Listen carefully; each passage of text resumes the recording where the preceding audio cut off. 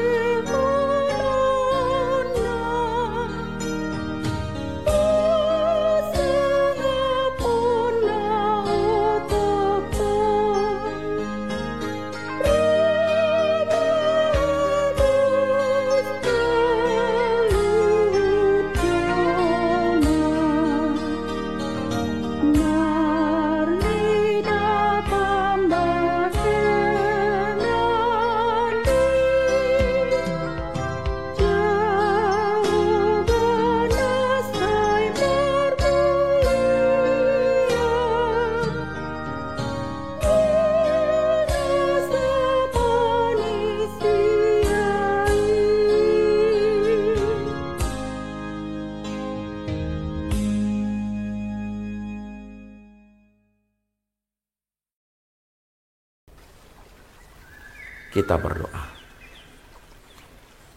Segala puji syukur Bapa kami panjatkan ke dalam hadirat-Mu.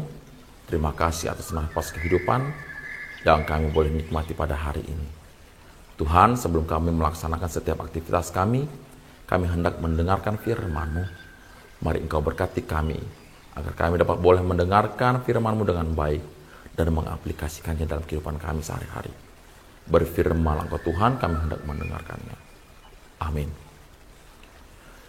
Firman Tuhan kita pada pagi hari ini terambil dari Yohanes pasal 17 ayat 6. Demikian bunyinya. Aku telah menyatakan namamu kepada semua orang yang engkau berikan kepadaku dari dunia. Oh, mereka itu milikmu dan engkau telah memberikan mereka kepadaku dan mereka telah menuruti firman-Mu. Demikianlah pembacaan firman Tuhan. Saudara-saudari yang dikasihi oleh Tuhan Yesus, firman Tuhan kita saat ini, Yesus berdoa kepada Bapanya dan mengungkapkan bahwa Ia telah menyatakan nama Tuhan kepada manusia yang diberikan kepadanya. Ini menunjukkan betapa pentingnya mengetahui dan memahami nama Tuhan. Dan juga di sini Yesus telah menyatakan nama Tuhan kepada hidup kita, yang dimana kita juga diajak kembali bagaimana meletakkan Tuhan di dalam hidup kita seperti apa. Saudara-saudara terkasih, kita sudah tahu dan mengetahui bagaimana Tuhan Allah dan bagaimana Tuhan kita Yesus Kristus berkarya dalam hidup kita masing-masing. Begitu hebat, begitu luar biasa. Kita diberikan kesempatan untuk hidup. Kita diberikan berkat yang begitu baik. Di dalam nama Tuhan dan di dalam kuasa Yesus Kristus, kita nikmati hari demi hari. Oleh karena itu, melalui firman ini, karena Allah telah menyatakan bahwa kita adalah milik Tuhan, mari, jangan ada lagi sikap-sikap yang mengecewakan Tuhan. Jangan kita kecewakan hati Tuhan hanya karena keegoisan kita pribadi, lepas pribadi. Harusnya ketika kita dipercayakan, manusia dipercayakan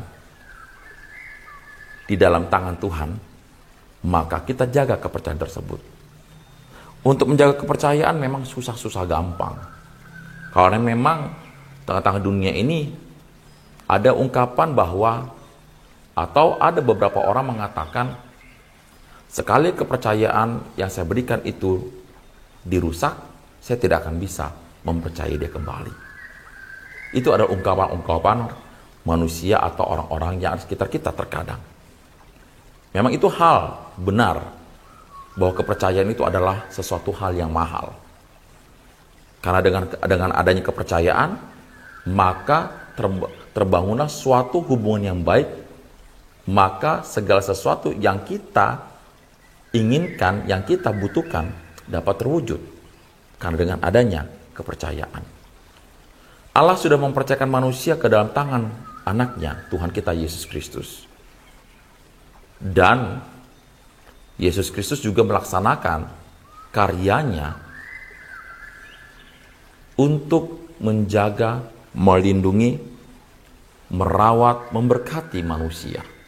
Sekarang bagaimana kita amang-inang saudara-saudara?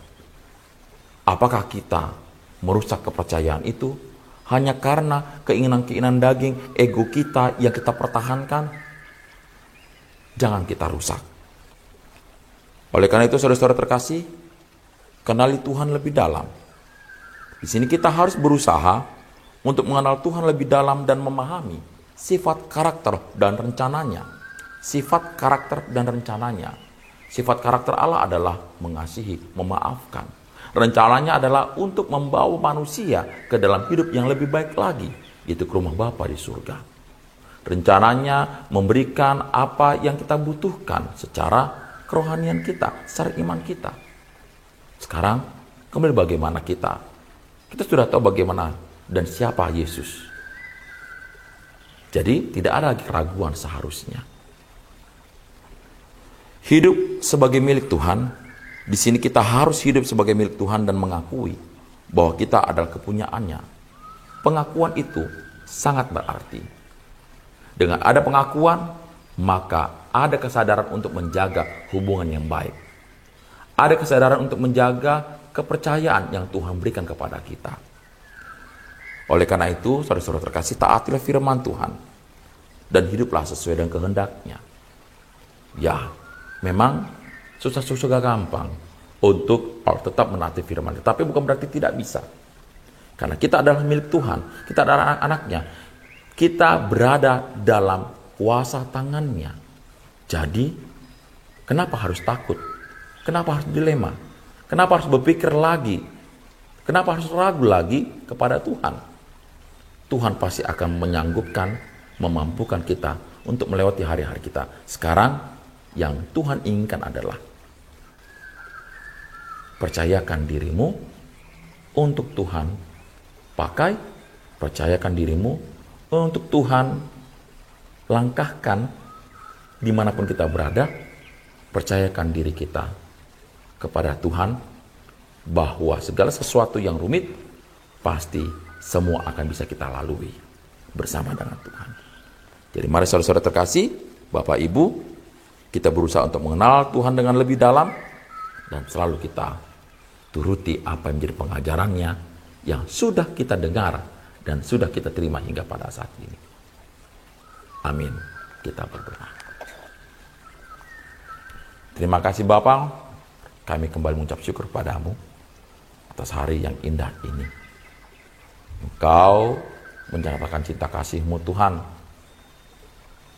melalui aktivitas perjalanan hidup kami masing-masing. Engkau selalu memberikan apa yang kami butuhkan. Itu salah satunya adalah masa nafas kehidupan yang kami terima. Oleh karena itu Bapa, ketika kami melaksanakan aktivitas pekerjaan kami dalam satu hari ini, kami mohon kepadamu Tuhan, mampukan kami, rangkul kami, karena kami tidak tahu apa yang akan kami hadapi Tuhan dalam satu hari ini ke depan.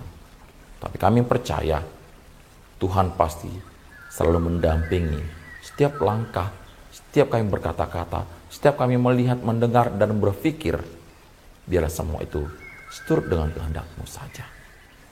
Tuhan berkati juga saudara-saudara kami, keluarga kami, anak-anak kami, agar kami boleh hidup bersama-sama di dalam tengah-tengah dunia ini dengan penuh sukacita dan saling mengasihi. Inilah Tuhan permohonan kami. Dalam nama Yesus Kristus kami berdoa. Amin. Saudara-saudara terkasih, demikianlah pembacaan dan firman Tuhan kita saat ini. Marilah kita awali dan mulailah hari ini dengan penuh kebahagiaan, penuh kepercayaan, dan turutilah firman Tuhan.